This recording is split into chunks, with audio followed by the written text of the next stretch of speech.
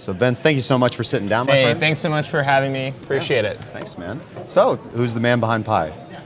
Hey guys, welcome to my video. With so much interest about the Pi network, I wanted to do a video about the creators, who they are, and what we know about them so far. I did a lot of digging for this video, so I think a lot of you guys are going to find this pretty interesting. But for anybody who don't really know what the Pi network is, here's my best explanation.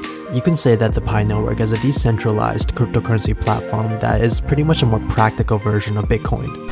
And you can think of Pi as being a version of Bitcoin, but that's been reimagined for everyday people. It was invented by a couple of Stanford graduates, and I'll talk a little bit more about that later. But the coolest part about this project is that you can mine Pi from your phone. And it doesn't cost you anything, and it takes about 10 seconds each day, or if you really want to factor it, about an hour each year.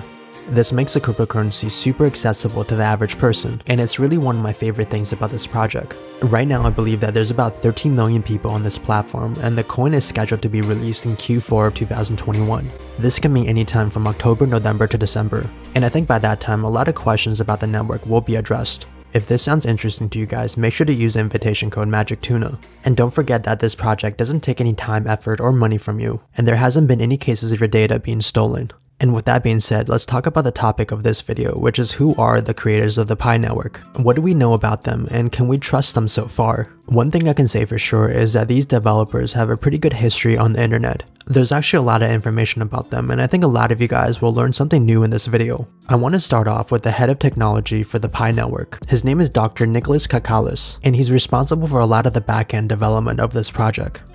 Every innovation that we had in the history was there because it filled a significant gap that existed in the world. Right off the bat, you can see that his resume is pretty stacked. He attended the University of Crete from 1998 to 2002, and would later go on to get a master's degree from the University of Toronto and also another master's degree in management science and engineering from Stanford. And I know this sounds like a lot already, but he would later go on again to get a PhD in electrical engineering from Stanford and is now doing his postdoc there. Now, his academic accolades sound pretty impressive, but how do we know that this is true? Nowadays, anybody on the internet can lie about who they really are. And I think one of the things I love about the Pi network is that there's a lot of evidence on the internet proving these things to be true. You can see his academic profile on Stanford.com, and it's going to list exactly what I told you guys so far. But if you're somebody who needs more proof, we can actually take a look at some of the classes that he teaches. And let's take a look at CS359B. This is a blockchain application design class that he leads. And the goal of this class is really to teach you how to design your own blockchain application. I think this is pretty good news for anybody who's skeptical of the project, because this at least shows that he has the skills or ability to really create an application on the blockchain. And it looks like he also has the credentials here to build, let's say, a real cryptocurrency. If you want to take a look at some of his classes, there's actually a clip of his student's final presentation here. One thing you can take away so far is that Nicolas appears to be who he says he is so far. This sounds like a lot of information about him already, but there's a lot more actually online. And I really do think that this is going to give you guys a better picture of who he really is. You see, even before the Pi network, he was involved in a lot of other projects as well. He was a founder of Gameyola, which created casual flash games for social media networks. Flash games used to be really popular back when I was in middle school. I hope you guys remember Kid and Cannon, because that was one of my favorite games back then. And here's a couple of clips of games that he produced back in 2009. And this included racing games, puzzle games, and even adventure games.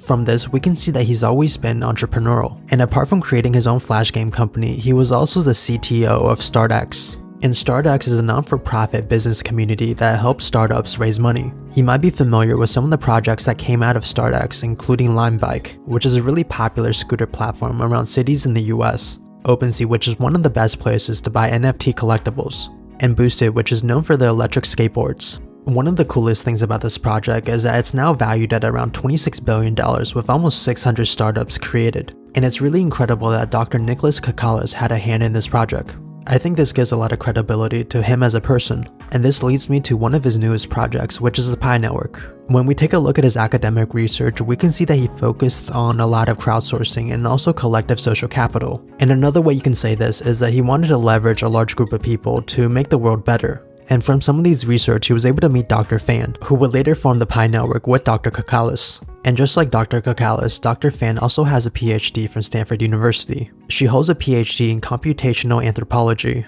This is actually the first time that I've ever heard this term, but it's basically the science of how human behavior patterns change in time and space. I'm guessing she builds a lot of computational models on how a group will behave. And this applies a lot to the Pi network because they're basically trying to get people to buy, exchange, and use Pi coins. And how we use these coins will ultimately decide on the price and whether or not this whole project will succeed.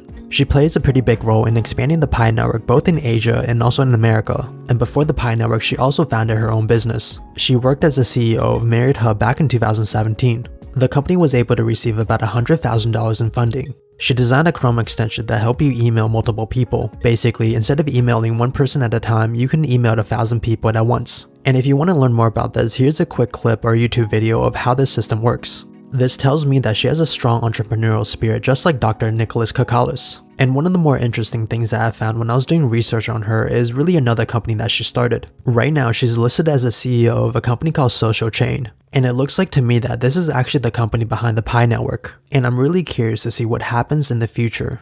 The last founding member of the Pi network is Vince McPhillip, or the head of community for the Pi network. And similar to the other members of the Pi network, he also has a strong academic background. He graduated from Yale University with a bachelor's in political science. And just like the other members on this team, he also had his own business projects as well. He started his own wellness program called Wellwin. And although I couldn't really find too much about the project today, I did see that he worked for a non-profit consulting company. The company's called Bridgespan Group, and he likely worked as a management consultant for the company. And the goal of Bridgespan Group is trying to help non-for-profit companies become more efficient. This includes gathering as much data as you can on the company, trying to reduce costs, and also focusing on areas for that company to improve. After working at Bridgespan, he attended Stanford University for his MBA, and at Stanford, he would get more and more interested in cryptocurrency, and while attending, he would start the Stanford Blockchain Collective. This was a group of people who were interested in using cryptocurrency to change the world. There's no expensive investing, none of that. It's just a basic mobile application that anyone can download from your phone. We're on the Play Store and on the App Store, and you can, start earning Pi today. And this group would eventually grow to about 750 people. And today he still sits with Dr. Nicolas Kokkalis to manage the group. So far, I think I can paint a pretty good picture of what happened. It looks like to me that Dr. Nicolas Kokkalis and Vince McPhillip met at this group, and Dr. Nicolas Kokkalis and Dr. Fan met during the research project. And since all three of them were interested in using cryptocurrency to change the world, they came together and created Social Chain, and under Social Chain, they created the Pi network. I think this is a pretty plausible explanation of how the Pi network started. They all had an interest in cryptocurrency and they all wanted to use it for some sort of good. And the project seems pretty trustworthy right now, especially in the hands of these people. I will have to say that Vince is no longer with the project. This happened on February 2nd, 2021, and there's not a lot of explanations about this. All we know so far is that it might involve some sort of litigation case. And whatever happens, I'll try to keep you guys posted. But what I do know so far is that with his departure, it looks like Christina Birch will be the new marketing personnel for the Pi network. She's the founder of the Roy G. Biv Collective, and her latest project is the Pi network. She served as a former senior vice president of creative advertising for Sony. And it looks like her company helped promote films like Spider-Man, Jumanji, and even Transformers. I think with her help, she's really going to push this project to the next level. This might include marketing campaign and also a redesign of the Pi app in general. And apart from her, there's also a lot of different members working for the project as well. What I can say so far is that this project looks pretty legit, especially because they have the personnel and also expertise to make this thing successful. I'm excited to see what will happen, and I'll update you guys whenever I receive new information. Make sure to check out some of the links below for free products at no cost to you. And like always, I'll see you guys again next time, and I hope you guys are having a great day. What's important is that now the world knows something better, and the world will adapt, whether it is by changing the code of Bitcoin, whether it is by changing our regulations, whether it is by changing our mindsets, or whether it is by creating new and different other coins that make more sense in 2021.